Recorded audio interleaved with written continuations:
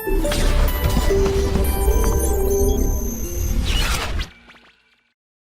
अपन अभी तक जो है प्रमस्तिष्क या सेरेब्रम के बारे में पढ़ रहे थे, ठीक है ना। प्रमस्तिष्क या सेरेब्रम के बारे में अभी अपन ने पढ़ा।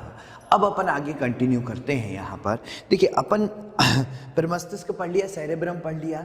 दूसरा अपन ने यहाँ पर डायनसेफेलॉन के बारे में भी पढ़ लिया कि डायनसेफेलॉन में एपिथैलेमस हो गया, थैलेमस हो गया, नीचे क्या हो गया, नीचे हाइपोथैलेमस हो गया, ठीक है। तो एक तरह से अपन ने जो है यहाँ पर फोर ब्रेन के बारे में पढ़ लिया है। एमिगडाला आपको ध्यान होगा। दूसरा हमने कहा था हिप्पोकैम्पस होता है। ये मिलकर जो है लिम्बिक सिस्टम बनाते हैं। ये मिलकर क्या बनाते हैं, ये मिलकर जो है वो लिम्बिक सिस्टम बनाते हैं। और ध्यान दीजिए, जो लिम्बिक सिस्टम होता है एक्चुअली, जिसकी अपन बात कर रहे हैं यहाँ पर लिम्बिक सिस्टम की, जो ये लिम्बिक सिस्टम है इसको हम इमोशनल ब्रेन भी कहते हैं। इमोशनल ब्रेन, इमोशनल ब्रेन क्यों? क्योंकि इमोशन से रिलेटेड है, सीधी सी बात है, ठीक है ना। इमोशनल ब्रेन इसलिए क्योंकि किससे रिलेटेड है, ये इमोशन से रिलेटेड है। और ये काम करता है हाइपोथैलेमस के साथ मिलकर, ठीक है ना। मतलब इमोशनल ब्रेन प्लस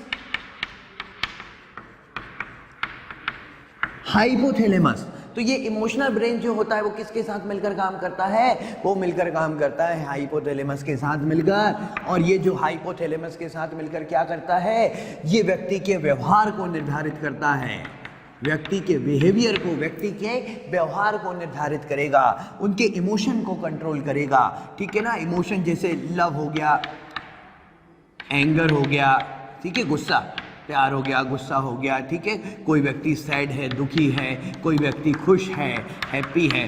तो ये सारी चीजें, और साथ ही साथ जो है ये तो काम करता ही है, साथ ही साथ ये क्या करता है, जो शॉर्ट टर्म मेमोरी होती है, शॉर्ट टर्म मेमोरी को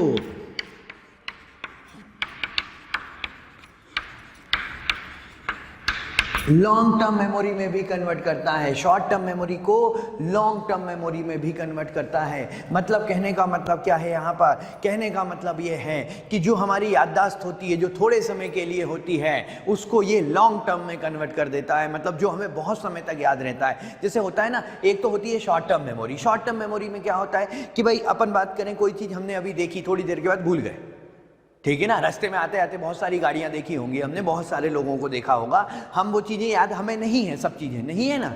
लेकिन कुछ चीज़ें ऐसी हैं जो हमारी लॉन्ग टर्म मेमोरी में बैठ गई हैं। कारण कुछ भी हो सकता है हमने किसी एक विशिष्ट व्यक्ति को देखा है जो कुछ अजीब सी हरकतें कर रहा था, या हमने कोई ऐसी मिठाई की दुकान देखी है जो हमें बड़ी पसंद थी, या बड़ी थी, या नई बनी थी। तो हमें क्या है, वो 4 दिन बाद भी याद रहेगी, 8 दिन बाद भी याद रहेगी। मतलब वो शॉर्ट टर्म मेमोरी किस में कन्वर्ट हो चुकी है, लॉन्ग टर्म में कन्वर्ट हो चुकी है, ठीक है ना। तो वो जो है ये काम कौन करता है, ये भी लिम्बिक सिस्टम ही करता है, ठीक है। और कई बार ये क्वेश्चन पूछ लेते हैं कि शॉर्ट टर्म मेमोरी को लॉन्ग टर्म मेमोरी में कन्वर्ट करना, ठीक है, बात समझ में आ गई। क्वेश्चन आया हुआ है कि लिम्बिक सिस्टम का काम है, लिम्बिक सिस्टम में भी बोल देते हैं कि किसका, लिम्बिक सिस्टम में भी किसका, तो स्पेसिफाई करें तो किसका, लिम्बिक सिस्टम में भी वो काम किसका है, ये काम है हाइपोथैलेमस का, ठीक है। बात समझ में आ रही है क्या बोल रहा हूं, ठीक है। तो वो काम किसका हो गया, वो काम हो गया हाइपोथैलेमस का। क्लियर, कोई दिक्कत? चलो आगे चलते हैं। तो ये तो चलो अपने फोर ब्रेन के बारे में बात करी।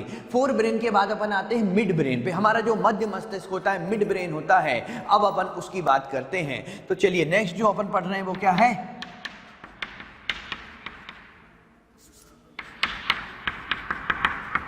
मिड ब्रेन की हम बात कर रहे हैं। मिड ब्रेन या मध्य मस्तिष्क जो हमारा है, तो देखिए जैसे अपन ने यहां पर ये फोर ब्रेन बनाया था, ठीक है।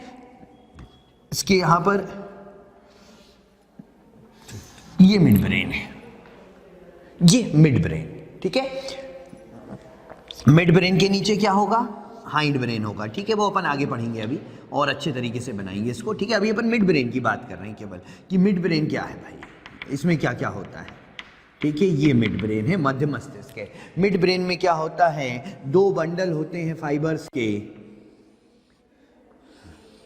फाइबर्स के कितने बंडल, फाइबर्स के 2 बंडल। क्या बोलते हैं बंडल को, क्रूरा, सेरेब्राई या क्रस सेरेब्राई, इन बंडल्स को क्या बोलते हैं? क्रूरा सेरेब्राई या क्रस सेरेब्राई। भाई कोई पूछे इसका काम क्या है? हाल ये क्या है? पहले तो ये बंडल्स हैं, तंत्रिकाओं के 2 बंडल्स हैं, ठीक है। तंत्रिकी जो नर्व फाइबर होते हैं, तंत्रिकीय तंतु होते हैं, उनके 2 बंडल्स हैं जो कि मध्य मस्तिष्क में होते हैं। कार्य क्या है तो आपको समझ में आ रहा होगा। मध्य मस्तिष्क को ऊपर की तरफ सेरेब्रम से या प्रमस्तिष्क से जोड़ना और मध्य मस्तिष्क को नीचे की तरफ, ये जो नीचे की तरफ देख रहे हो ना, पश्चिम मस्तिष्क है। पश्चिम मस्तिष्क का कौन सा भाग है? ऊपर ये वाला पोन्स है, ये वाला मेडुला है, ठीक है। तो पश्चिम मस्तिष्क के कौन से भाग से जोड़ना? पोन्स से जोड़ना। ये क्रूरा सेरेब्राई या क्रस सेरेब्राई का कार्य होता है, ठीक है। चलिए आगे देखते हैं। यहां पर 4 लोब्स भी होंगे, यहाँ पर 4 लोब्स होते हैं, बल्जिंग्स होती है, उभार होते हैं। मध्य मस्तिष्क में, मनुष्य के मध्य मस्तिष्क में 4 उभार पाए जाते हैं। कितने उभार? 4 उभार पाए जाते हैं। ऊपर वाले जो 2 उभार होते हैं इनको कहते हैं सुपीरियर कॉलिकुलाई।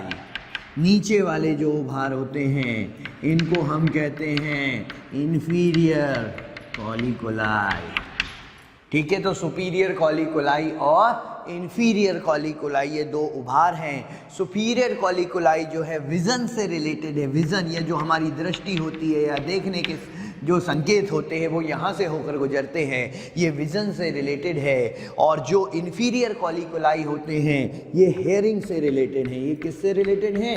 हेयरिंग से। जो उन चीज़ों को सुनते हैं उसके सिग्नल जो होते हैं वो इंफीरियर कॉलिकुलाई से होकर पास होते हैं, ठीक है। तो सुपीरियर कॉलिकुलाई और इंफीरियर कॉलिकुलाई ये 2 क्या होते हैं? ये 2 उभार हैं। दोनों के कार्य किससे संबंधित है वो अपन ने देख लिया यहाँ पर, ठीक है। सुपीरियर कॉलिकुलाई विजन से रिलेटेड, इंफीरियर कॉलिकुलाई हियरिंग से रिलेटेड है, ठीक है। बात क्लियर?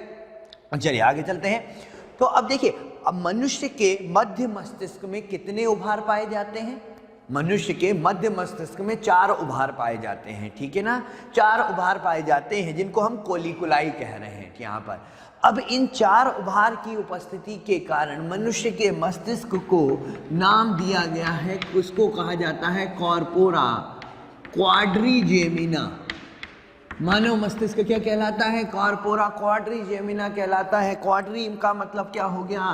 क्वाड्री का मतलब हो गया 4, तो 4 उभार हैं, इसलिए इसको क्या बोला गया? इसलिए इसको कॉर्पोरा क्वाड्रिजेमिना कहा गया, क्योंकि उभार कितने हैं? उभार 4 हैं। बात समझ में आई? ठीक है। तो जैसे कि एम्फीबिया, उभयचर की बात करें, अपन मेंढक की बात करें, जो उभयचर होते हैं उनके ब्रेन को, उनके मस्तिष्क में, उनके मध्य मस्तिष्क में भी उभार होते हैं, लेकिन कितने उभार होते हैं? 2। उनके मध्य मस्तिष्क में कितने उभार हैं? 2। इसलिए कॉर्पोरा क्वाड्रिजेमिना नहीं कहेंगे उसको, हाँ उसको हम कहते हैं कॉर्पोरा बाइजेमिना। क्वाड्री की जगह क्या आ जाता है वहां पर? बाइजेमिना। तो क्वाड्री का मतलब समझ में आया? क्वाड्री क्यों लगाया? क्वाड्री इसलिए लगाया क्योंकि वो मध्य मस्तिष्क में कितने उभार हैं उसको डिनोट करता है, उसको रिप्रेजेंट करता है, ठीक है। बात समझ में आई? ठीक है। चलिए, तो ये मिड ब्रेन हो गया। मिड ब्रेन के बाद अपन बात करेंगे हाइंड ब्रेन की, ठीक है। हाइंड ब्रेन या जिसको अपन क्या बोलते हैं? पश्चिम मस्तिष्क जिसको अपन कहते हैं, ठीक है। तो देखिए ये हो गया फोर ब्रेन, मिड ब्रेन,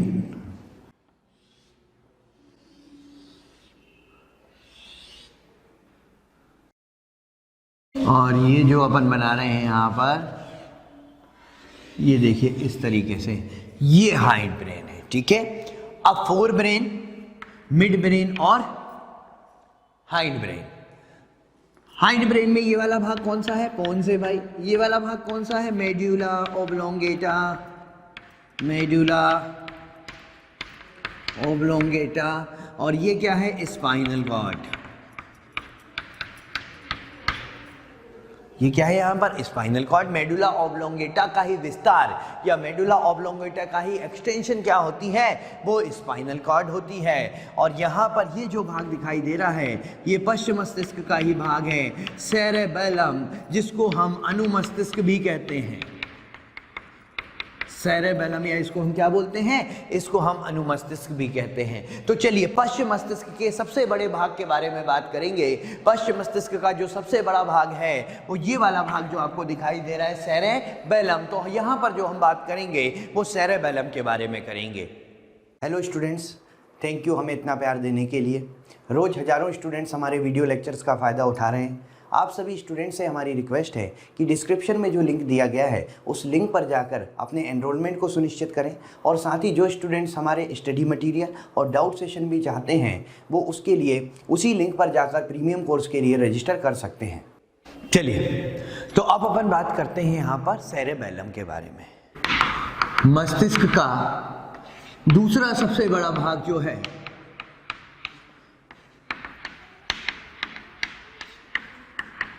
और पहला भाग कौन सा है, तो सबसे बड़ा भाग कौन सा है, सबसे बड़ा भाग सेरेब्रम है और ये सेरेबेलम है। वो प्रमस्तिष्क था, ये अनुमस्तिष्क। इस तरह से आप देख सकते हैं कि दो तो सेरेबेलर हेमिस्फीयर होते हैं, दो सेरेबेलर हेमिस्फीयर हैं, या जिसको हम क्या बोल सकते हैं, अनुमस्तिष्क गोलार्ध कहते हैं, जिनको क्या बोलते हैं, अनुमस्तिष्क गोलार्ध हैं। और बीच में एक पिंड और होता है, एक लोब और होता है जिसको हम कहते हैं वर्मिस। ये क्या कहलाता है, वर्मिस। तो अगर कहा जाए वैसे कि सेरेबेलम जो होता है कितने लोब से मिलकर बना होता है, तो सेरेबेलम 3 लोब से मिलकर बना होता है। अब 3 लोब कौन कौन से हो गए भाई, 2 तो अनुमस्तिष्क गोलार्ध सेरेब्रल हेमिस्फीयर हो गए और एक वर्मिस हो गया, ठीक है। जैसा कि हमने सेरेब्रम में पढ़ा था कि बाहर की तरफ कॉर्टेक्स होता है और अंदर की तरफ मेडुला है, और कॉर्टेक्स वहाँ ग्रे मैटर था और मेडुला वहाँ वाइट मैटर था। ध्यान है, धूसर द्रव और श्वेत द्रव के बारे में बात करी थी अपन ने। यहाँ पर भी वही सेम बात है, कुछ भी चेंज नहीं है, यहाँ पर भी वही सेम है। आप इस तरह से देख सकते हैं ये कुछ, लेकिन मेरे को इस तरह से बना रहा हूँ। यहाँ पर बाहर की तरफ कॉर्टेक्स है इसका, और जो कॉर्टेक्स है वो तो ग्रे मैटर है, ग्रे मैटर, या जिसको हमने क्या बोला था, ग्रे मैटर या धूसर द्रव्य। बाहर की तरफ तो ग्रे मैटर या धूसर द्रव्य है। ग्रे मैटर क्यों बोल रहे हैं, क्योंकि ग्रे दिखाई देता है। ग्रे दिखाई क्यों देता है, क्योंकि इसमें माइलिन युक्त एक्सॉन नहीं होते। माइलिन युक्त एक्सॉन यहाँ होते हैं अंदर की तरफ, और माइलिन का कलर कैसा होता है, वाइट। तो जहाँ पर माइलिन युक्त एक्सॉन होंगे वो सफ़ेद दिखेगा। तो अंदर वाला जो है मेडुला, अंदर वाला जो आप देख रहे हैं यहाँ पर मेडुला, ये जो मेडुला है वो वाइट मैटर है। मेडुला कैसा है, मेडुला वाइट मैटर है, या श्वेत द्रव्य कहते हैं जिसको। मेडुला को वाइट मैटर या श्वेत द्रव्य कहते हैं। क्यों कहते हैं वाइट मैटर, क्यों है, क्योंकि यहाँ पे माइलिन युक्त एक्सॉन होते हैं, उनके बंडल्स होते हैं। इस कारण से हम इसको क्या बोलते हैं, वाइट मैटर कहते हैं, ठीक है। लेकिन आप यहाँ पर एक चीज़ देख रहे होंगे कि जो वाइट मैटर यहाँ पर दिखाई दे रहा है, आप देखिए यहाँ पर जो वाइट मैटर दिखाई दे रहा है वो ब्रांच शाखित है। ये शाखित दिख रहा है, ब्रांच, शाखाएं हैं, पेड़ के जैसी शाखाएं हैं। इसको हम कहते हैं आर्बर विटे। ये शाखाएं क्या कहलाती हैं, ये शाखाएं कहलाती है आर्बर विटे। मतलब बात करें आर्बर विटे क्या है, तो आर्बर विटे जो है श्वेत द्रव्य जो होता है उसका अरेंजमेंट है। श्वेत द्रव का अरेंजमेंट कहाँ पर, सेरेबेलम में। तो सेरेबेलम में हम सीधी सी बात ये कह सकते हैं कि सेरेबेलम में जो श्वेत द्रव्य होता है वो श्वेत द्रव्य क्या होता है, शाखित होता है। और यही शाखित जो होता है इसी को हम क्या बोलते हैं, आर्बर विटे कहते हैं, ठीक है। अच्छा, अब कॉर्टेक्स की अगर बात करें, यहाँ पर सेरेबेलम जो होता है कॉर्टेक्स में, यहाँ पर ये कॉर्टेक्स वाला भाग हो गया इसका बाहर वाला। कॉर्टेक्स में जो न्यूरॉन्स होते हैं, जो तंत्रिकाएं होती हैं, वो 3 स्तर में अरेंज होती हैं।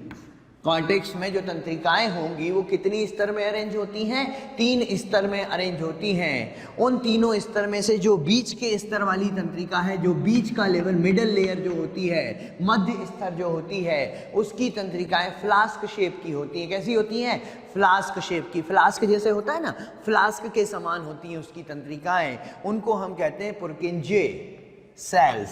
ध्यान दीजिएगा क्या बोला है मैंने कहा है पुर्किंजे सेल्स। क्या बोल रहा हूं मैं यहाँ पर, पुर्किंजे सेल्स। पुर्किंजे फाइबर कहाँ पर है, कंफ्यूज नहीं होना, पुरकिंजे फाइबर कहाँ पर होते हैं, कहाँ पढ़े थे? पुरकिंजे फाइबर हार्ट में होते हैं, हृदय में होते हैं ना पुरकिंजे तंतु। यहाँ पुरकिंजे तंतु नहीं है, पुरकिंजे कोशिकाएं हैं, पुरकिंजे सेल्स हैं। पुरकिंजे सेल्स क्या हैं? कॉर्टेक्स के मध्य स्तर के न्यूरॉन्स जो हैं वो फ्लास्क शेप के होते हैं, उनको हम क्या कहते हैं? उनको हम पुरकिंजे सेल्स कहते हैं। तो पुरकिंजे सेल्स क्या है कि कॉर्टेक्स में, किसकी बात कर रहे हैं? सेरेबेलम में, हर जगह नहीं, ये सब कुछ बात किसकी? सेरेबेलम में चल रहे हैं। तो अपन कह रहे हैं कि सेरेबेलम के कॉर्टेक्स के मध्य स्तर की सेल्स या न्यूरॉन्स जो हैं वो फ्लास्क शेप के होते हैं, फ्लास्क शेप्ड होते हैं। उन्हीं को हम क्या बोलते हैं? उन्हीं को हम पुरकिंजे सेल्स कहते हैं। बात समझ में आ गई? ठीक है, तो उनको हम पुरकिंजे सेल्स कहा करते हैं। ओके, चलिए अब इसमें अपन सेरेबेलम में एक बात और करते हैं, पेडुंकल्स के बारे में। पेडुंकल्स, पेडुंकल्स एक्चुअली क्या है? देखो, जैसे कि अभी अपन ने ये एक डायग्राम बनाया था, यहाँ पर ये हो गया आपका फोर ब्रेन, अग्र मस्तिष्क, ये हो गया आपका मध्य मस्तिष्क, ये हो गया आपका पश्चिम मस्तिष्क, इसमें पोन्स हो गया, इसमें मेडुला ऑब्लोंगेटा हो गया, और यहाँ पर आप देखिए इस तरह से ये सेरेबेलम हो गया, ये सेरेबेलम है। ठीक है, ये बनाया था ना। अब पेडुंकल्स क्या है? तो पेडुंकल्स भी तंत्रिकाओं के बंडल्स होते हैं, नर्व फाइबर्स के बंडल्स होते हैं, समूह होते हैं, और 3 पेडुंकल होते हैं। देखिएगा, अब आपको समझ में आ जाएगा। यहाँ पर सुपीरियर पेडुंकल है, ये मिडिल पेडुंकल है, और ये इंफीरियर पेडुंकल है। देखिए 3 पेडुंकल होते हैं। पेडुंकल मतलब तंत्रिकाओं के बंडल हैं यहाँ पर, ठीक है, जिनको हम पेडुंकल्स कह रहे हैं। 3 तरह के 3 पेडुंकल्स हैं। कौन कौन से? ये तो है सुपीरियर पेडुंकल, ये है मिडिल पेडुंकल, और ये है इंफीरियर पेडुंकल। ठीक है, तो कोई पूछे भाई पेडुंकल का काम क्या है, तो सुपीरियर पेडुंकल का काम क्या है? सुपीरियर पेडुंकल का काम है सेरेबेलम को मध्य मस्तिष्क से जोड़ना। मिडिल पेडुंकल का काम क्या है? मिडिल पेडुंकल का काम है सेरेबेलम को पोन्स से जोड़ना। और इंफीरियर पेडुंकल का काम क्या है? इंफीरियर पेडुंकल का काम है सेरेबेलम को मेडुला ओब्लोंगेटा से जोड़ना। वो आपको डायग्राम देख के समझ में आ रहा होगा। ठीक है, तो ये पेडुंकल्स जो है तंत्रिकाओं के समूह है और कुछ भी नहीं। ठीक है, चलिए अब इसके कार्य की बात करते हैं। भाई सेरेबेलम जो है उसका क्या कार्य होता है? तो देखिए, ये मुख्य रूप से अनैच्छिक क्रिया, इनवॉलेंट्री एक्टिविटी, अनैच्छिक क्रिया से रिलेटेड है। जो इनवॉलेंट्री एक्टिविटी होती है मेनली तो उससे रिलेटेड है, लेकिन ये अर्ली स्टेज में, जब जीवन की प्रारंभिक अवस्थाएं चल रही होती है, मतलब बचपन में, ये कुछ लर्निंग से भी, मतलब कुछ चीज़ सीखने में भी सहायता करता है। तो हम कह सकते हैं कि अर्ली स्टेज मतलब बचपन में सीखने में सहायक। क्या सीखने में? कोई भी चीज़, कोई स्पेसिफिक नहीं, कोई भी चीज़ बच्चा सीख रहा है, चलना सीख रहा है, बोलना सीख रहा है, ठीक है, लिखना सीख रहा है, कोई भी चीज़ सीख रहा है, तो बचपन में लिखने में, बचपन में ऐच्छिक क्रियाओं में रोल इसका होता है, सीखने में सहायक होता है बचपन में। वैसे मुख्य रूप से अनैच्छिक क्रियाओं में ये सहायता करता है, और हमारे CNS और हमारे जितने भी कंकाल तंत्र हैं उसके बीच में समन्वय बना के रखता है। CNS और कंकाल तंत्र में, CNS और कंकाल तंत्र में समन्वय बना के रखता है, कोऑर्डिनेशन बना के रखता है। कैसा कोऑर्डिनेशन? मान लीजिए कि हम चल रहे हैं, जब हम चल रहे हैं तो हम अनैच्छिक रूप से चल रहे हैं, मतलब अपने आप चले जा रहे हैं, हम सोच समझ के तो नहीं चल रहे ना भाई। हम चल रहे हैं, हमारा CNS को पता है उस डायरेक्शन में जाना है तो वहीं जाना है, पैर अपने आप वहाँ रखा रहे हैं, ऐसे सोच के तो नहीं चल रहे ना कि एक पैर यहाँ रखना है, दूसरा पैर वहाँ रखना है, नहीं हो रहा ऐसा। ठीक है, जब हम लिख रहे हैं तो भाई सोच सोच के तो नहीं लिख रहे ना कि ए बनाना है तो एक डंडी यहाँ बनानी है, एक यहाँ बनानी है, फिर यहाँ बनानी है, वो तो ऑटोमेटिक आपको बोला ये बना दो, ये बन गया। यही हो रहा है ना। अब तो पहले सीखते थे जब की बात अलग थी, तब की बात नहीं कर रहा हूँ। अभी अनैच्छिक रूप से लिख रहे हो आप, मतलब जो है आप कॉन्शियसली नहीं लिख रहे हो, अभी लिखे जा रहे हो, बस आपको पता है क्या लिखना है, CNS को पता है और उसी के अकॉर्डिंग हमारे हाथ चलते जा रहे हैं अनैच्छिक रूप से। चल रहा है ना। तो बस वही क्रियाओं का नियंत्रण कौन करता है? सीएनएस करता है, इसीलिए सॉरी सेरेबेलम करता है, ठीक है। वही क्रिया, उन्हीं क्रियाओं का नियंत्रण कौन करता है? सेरेबेलम करता है। और जब अल्कोहल के ज़्यादा अमाउंट हो जाता है तो सेरेबेलम प्रभावित हो जाता है। भाई इसमें अच्छा एक क्वेश्चन और आता है, देखिएगा, ध्यान दीजिएगा मैं क्या बोल रहा हूँ। मैं केवल ये बोल रहा हूं अभी कि सेरेबेलम अल्कोहल का ज़्यादा मात्रा हो जाती है तो सेरेबेलम प्रभावित होता है। उस कारण से आपको पता होगा कि दिमाग सोचता कुछ और है, हमारे हाथ पांव कहीं और जाते हैं।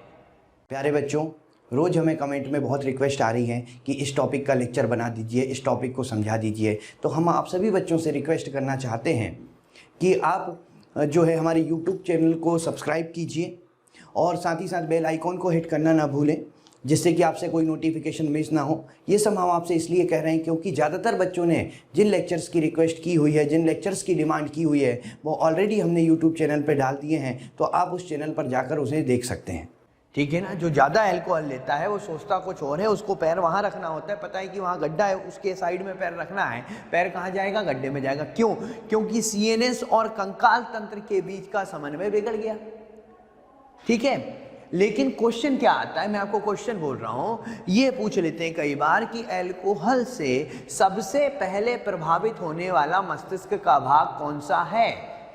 अल्कोहल से सबसे पहले प्रभावित होने वाला मस्तिष्क का भाग कौन सा है? हमें याद रह जाता है कि हमने सेरेबेलम में अल्कोहल पढ़ा था, तो सेरेबेलम होगा। नहीं, सेरेबेलम तो तब होता है जब अल्कोहल की बहुत ज़्यादा मात्रा हो जाती है, तब प्रभावित होता है।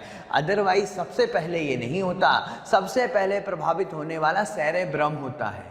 सबसे पहले अगर क्वेश्चन आए अल्कोहल से सबसे पहले प्रभावित होने वाला भाग कौन सा होता है मस्तिष्क का? तो सेरेब्रम, ठीक है ना, सेरेबेलम नहीं। सेरेबेलम होगा लेकिन बाद में होगा, ठीक है, क्लियर।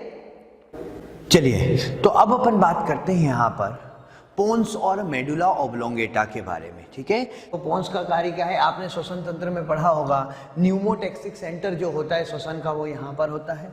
तो इसका मेन कार्य तो वही है कि श्वसन में सहायक है, श्वसन में थोड़ा बहुत सपोर्ट करता है, क्योंकि श्वसन के लिए जो सहायक केंद्र होता है न्यूमोटैक्सिक केंद्र, वो आपने नहीं पढ़ा तो ब्रीथिंग और एक्सचेंज ऑफ गैसेस, जो गैसों का विनिमय वाला चैप्टर है, उसमें आप पढ़ लीजिएगा तो आपको समझ में आ जाएगा। बात करें मेडुला ऑब्लोंगेटा की, मेडुला ऑब्लोंगेटा क्या कार्य करता है? तो मेडुला ऑब्लोंगेटा जो है, जितनी भी मेनली अनैच्छिक क्रियाएं हैं, जितनी भी अनैच्छिक क्रिया हैं उसमें अधिकतम को कंट्रोल करने वाला यही होता है। जैसे कि श्वसन का मुख्य केंद्र यहीं पर होता है, पाचन में, ठीक है ना, श्वसन, पाचन, परिसंचरण, हार्ट बीट को रेगुलेट करना, उन सभी क्रियाएं किसके कारण से होती है? वो मेडुला ऑब्लोंगेटा में ही उसके सेंटर होते हैं। और कुछ कपालीय प्रतिवर्त, ये कुछ कपालीय प्रतिवर्त से भी रिलेटेड है। कपालीय प्रतिवर्त जैसे कि वोमिटिंग, उल्टी आना, वोमिटिंग होती है ना, उल्टी आना, तो वोमिटिंग का केंद्र भी कहाँ पर होता है? वो भी मेडुला में होता है। तो मेडुला मुख्य रूप से जो है शरीर की सभी अनैच्छिक क्रियाओं को नियंत्रित करने के लिए रिस्पॉन्सिबल है, जिम्मेदार है। तो चलिए, ये तो था कंप्लीट मस्तिष्क के बारे में जो अपन ने पढ़ा, अलग अलग भाग पढ़े, उसमें भागों के मुख्य कार्य पढ़े अपन ने सभी जगह पर, है ना। अब आगे अपन बात करेंगे यहाँ पर मस्तिष्क के बाद। अच्छा, मस्तिष्क के बाद अपन को पढ़ना है मेरुरज्जु, ठीक है। मस्तिष्क के बाद अगर बात करें अपन, तो अपन बात किसकी करते हैं यहाँ पर? मेरुरज्जु की, स्पाइनल कॉर्ड की। तो चलिए स्पाइनल कॉर्ड पढ़ते हैं, फिर मैं कुछ तंत्रिकाओं के बारे में आपको बताऊंगा, जो कपालीय तंत्रिकाएं और मेरु तंत्रिकाएं होती है, उनके बारे में अपन चर्चा करेंगे यहाँ पर। तो पहली बात अपन करते हैं यहाँ पर स्पाइनल कॉर्ड के बारे में। चलिए, स्पाइनल कॉर्ड, ठीक है। स्पाइनल कॉर्ड, ये जिसको अपन क्या बोलते हैं? स्पाइनल कॉर्ड, ये जिसको हम क्या बोलते हैं? जिसको हम मेरुरज्जु कहा जाता है, ठीक है। तो स्पाइनल कॉर्ड के बारे में हम बात करेंगे यहाँ पर। तो देखिए, स्पाइनल कॉर्ड या मेरुरज्जु जो है वो मेडुला ऑब्लोंगेटा का विस्तार है, जैसा कि हमने अभी डायग्राम में देखा था।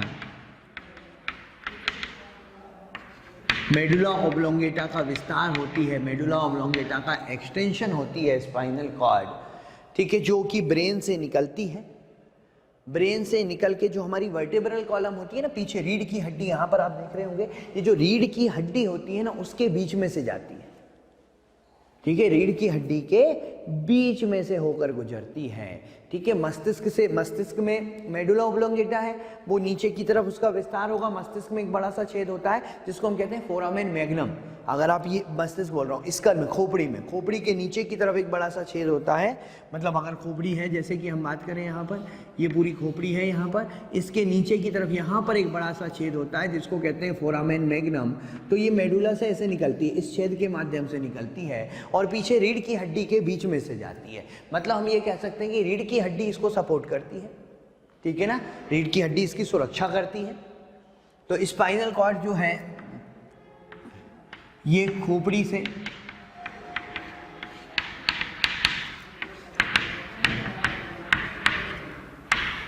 फोरामेन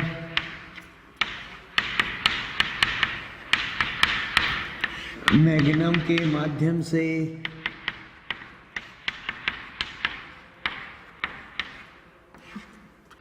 खोपड़ी से फोरामेन मैग्नम के माध्यम से बाहर निकलती है और रीढ़ की हड्डी है जिसको अपन क्या बोलते हैं, कशेरुक दंड, वर्टेब्रल कॉलम। ठीक है, कशेरुक दंड के मध्य से गुजरती है।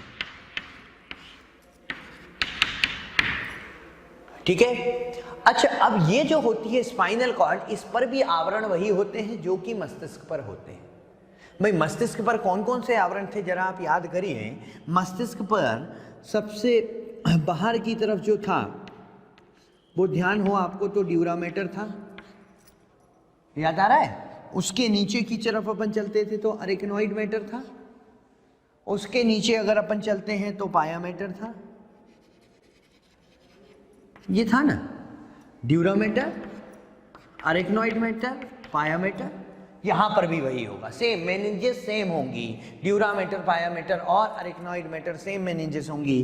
अच्छा, ड्यूरामेटर के ऊपर, जस्ट ऊपर खोपड़ी थी, तो ड्यूरामेटर के नीचे तो जगह थी, ऊपर नहीं थी। ड्यूरामेटर के नीचे जगह होती है ना जिसको हम सब ड्यूरल स्पेस कहते हैं। अरेक्नोइड मैटर के नीचे भी जगह होती है जिसको सब अरेक्नोइड स्पेस कहते हैं। लेकिन ड्यूरामेटर के ऊपर कोई जगह नहीं थी क्योंकि सीधे खोपड़ी आ गई थी। लेकिन यहाँ पर ड्यूरामेटर के ऊपर तो वर्टेब्रा है ना, इसको चारों तरफ से किसने घेर के रखा है, वर्टेब्रा ने, कशेरुक दंड ने, कशेरुक ने। ठीक है, तो अब ड्यूरामेटर और कशेरुक के बीच में थोड़ी सी जगह होती है जिसको हम कह देते हैं एपीड्यूरल स्पेस। एपीड्यूरल स्पेस क्यों, एपी क्यों, क्योंकि ड्यूरामेटर के ऊपर है तो एपी वर्ड आ गया।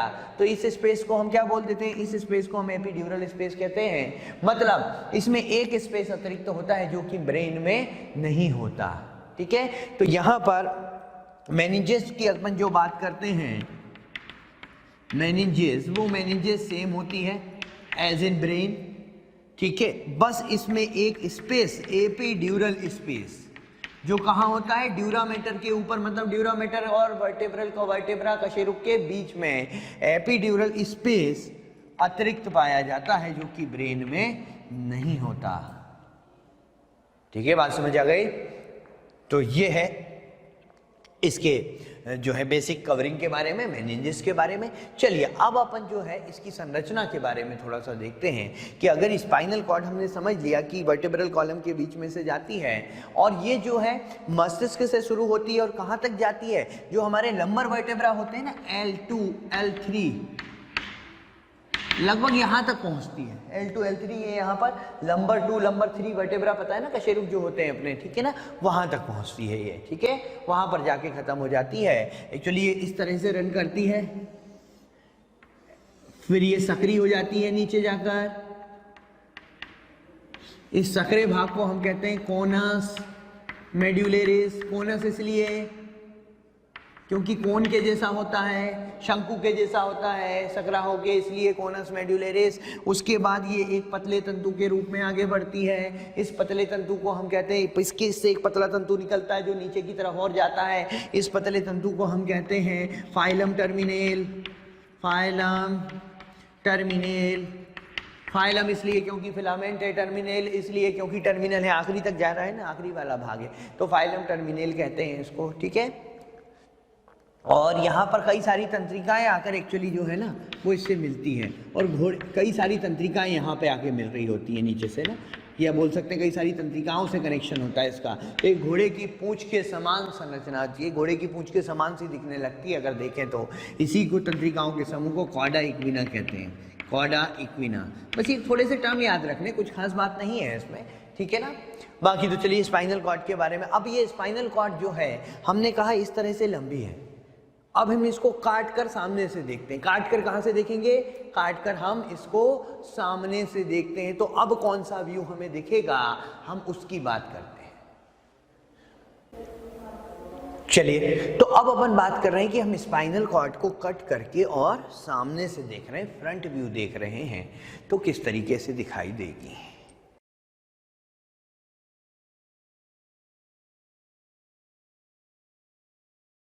तो ये कुछ इस तरीके से दिखाई देती है। आप देखिए सामने से व्यू अगर अपन देखें इसका, तो इसमें बाहर की तरफ वाइट मैटर है, अंदर की तरफ ग्रे मैटर है। चलो वो मैं बताता हूं अभी आपको थोड़ा सा ना। ये देखिए आप, कुछ इस तरीके से संरचना है इसकी। और अगर आपको हमारे वीडियो लेक्चर पसंद आए तो उन्हें लाइक और शेयर ज़रूर कीजिए, जिससे और भी ज़रूरतमंद बच्चों तक ये लेक्चर्स पहुंच सकें। और अंत में हम इतना ही कहना चाहेंगे कि आपके प्यार और विश्वास के कारण हमारी मोशन की पूरी टीम बहुत मोटिवेटेड है कि आपको बेहतर से बेहतर कंटेंट प्रोवाइड कर सके।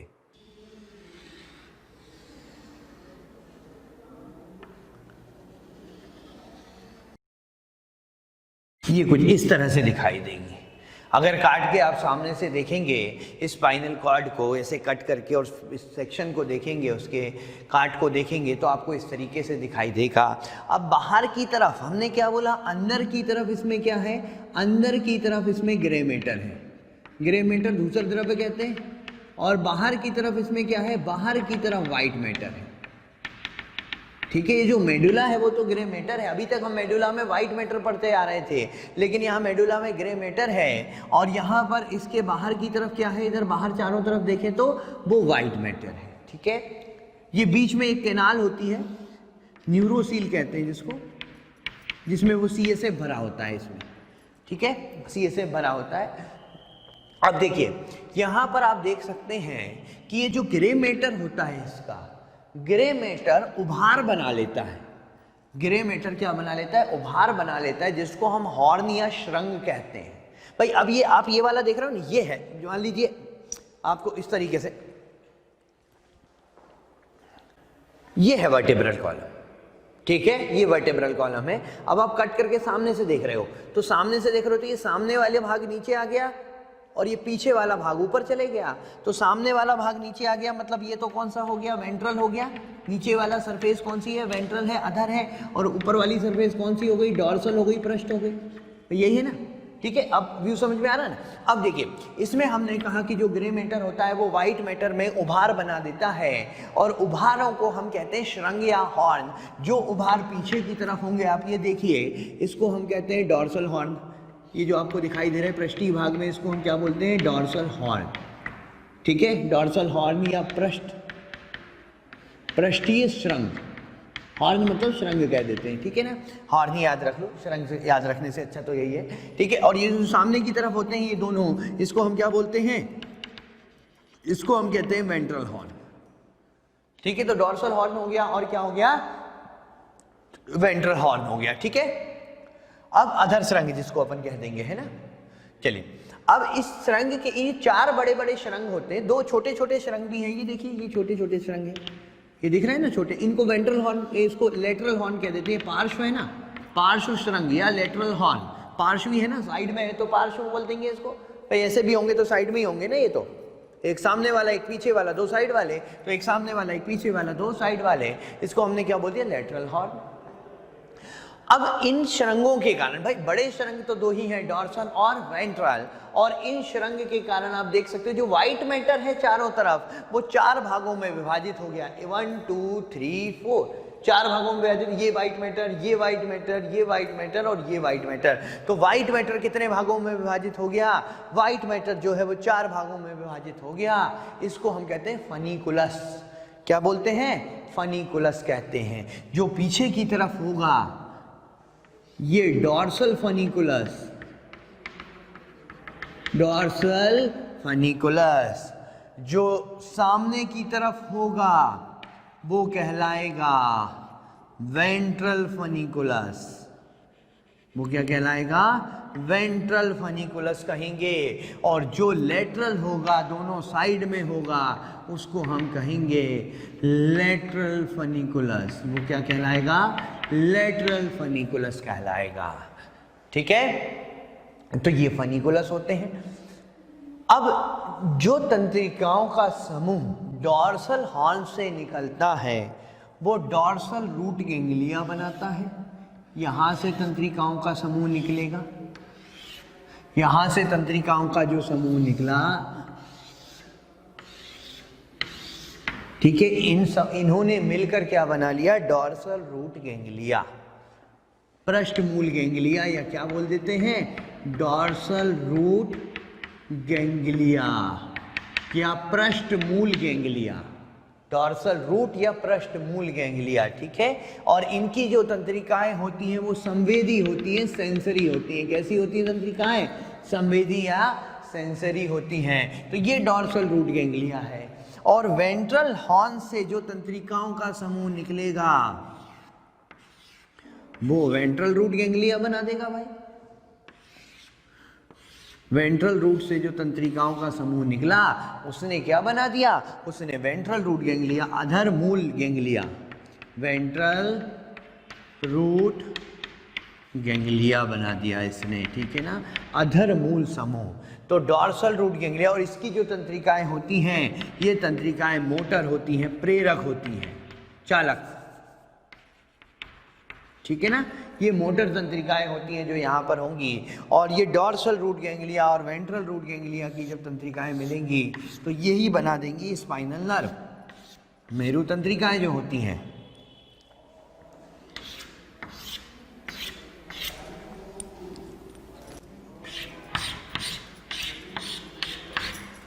ये मिलकर क्या बना देंगी? ये मिलकर स्पाइनल नर्व, या जिसको हम क्या बोलते हैं? मेरु तंत्रिका बना देंगी। और ये जो स्पाइनल नर्व या मेरु तंत्रिकाएं होती हैं ये 31 पेयर होती हैं, 31 जोड़ी होती हैं। ठीक है, और ये कैसी होंगी?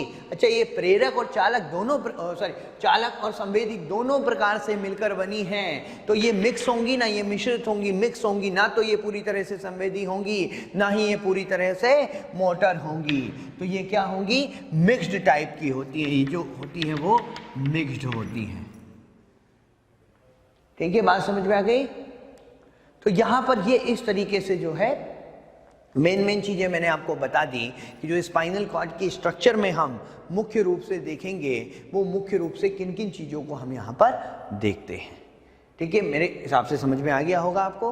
ठीक है, और स्पाइनल नर्व कितनी होती हैं तो वो ध्यान रखनी हमको 31 पेयर होती हैं। जैसे हमारी कपालीय तंत्रिकाएँ जो होती हैं, जो क्रेनियल नर्व होती हैं, क्रेनियल नर्व कितनी होती हैं? 12 पेयर, 12 जोड़ी होती है। क्रेनियल नर्व कितनी है? 12 जोड़ी है। क्योंकि क्रेनियल नर्व उनको क्यों बोलते हैं? क्योंकि वो हमारे मस्तिष्क से निकलती है, क्रेनियम से निकलती है, इसलिए हम उनको क्रेनियल नर्व कह देते हैं। इनको स्पाइनल नर्व क्यों बोलते हैं भाई? क्योंकि ये स्पाइनल कॉर्ड से निकलती है, मेरु रज्जु से निकलती है, इसलिए हम इनको क्या बोलते हैं? इसलिए हम इनको स्पाइनल नर्व कहते हैं। ठीक है, तो संरचना के बारे में इसमें इतना ही था। स्पाइनल कॉर्ड में समझ में आ गया होगा आप लोगों को। और बच्चों, अगर आप चाहते हैं कि जो टॉपिक हम यहाँ पढ़ा रहे हैं वो आपको भी मिल सके, या जो टॉपिक हम यहाँ पढ़ा रहे हैं उसका पूरा लेक्चर आपको भी मिल सके, तो आज ही कॉल कीजिए 18002121 799 पर। एक बार पुनः आपके प्यार और विश्वास के लिए बहुत बहुत धन्यवाद।